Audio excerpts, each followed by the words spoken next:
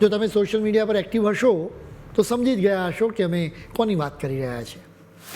જી હા, અમે વાત કરી રહ્યા છીએ ઇટરનલના ફાઉન્ડર અને CEO દીપેન્દર ગોયલની. ઇટરનલ નામ કદાચ તમારા માટે નવું હશે, પણ જણાવી દઈએ કે આ લોકપ્રિય ફૂડ ડિલિવરી એપ ઝોમેટોનું જ નવું કોર્પોરેટ નામ છે.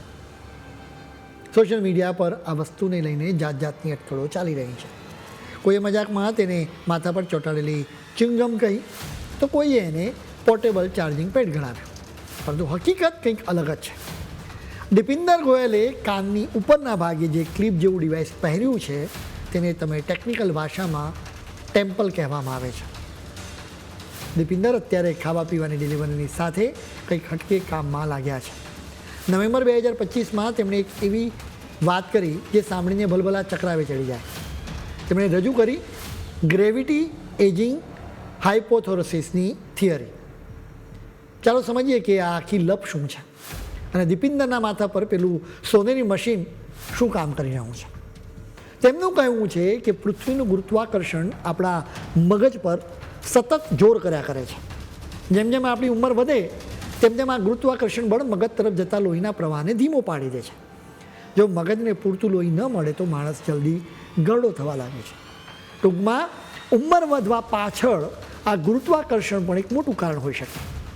જોકે તેમણે સ્પષ્ટ કહ્યું કે હું નથી કહેતો કે ખાલી ગુરુત્વાકર્ષણને લીધે જ આપણે ગરડા થઈ રહ્યા છીએ. થોડા સમય પહેલાં દીપિન્દર ગોયલના ફોટા વાયરલ થયા હતા, જેમાં તેમના જમણા લમણા પાસે એક નાનકડું ગોલ્ડન ગેજેટ ચોંટાડેલું દેખાતું હતું. લોકો વિચારતા હતા કે આ વળી કઈ નવી ફેશન છે, પણ દીપિન્દરે પોતે જ ખુલાસો કર્યો કે આ કોઈ ફેશન નહીં, પરંતુ એક ડિવાઇસ છે જેને મગજમાં લોહીના પ્રવાહને એકદમ ચોકસાઈથી એ માપ્યા કરે છે. તેઓ છેલ્લા 1 વર્ષથી આ મશીનનો ઉપયોગ કરી રહ્યા છે, જેથી જાણી શકાય કે મગજ અંદરથી કેટલું જવાન છે.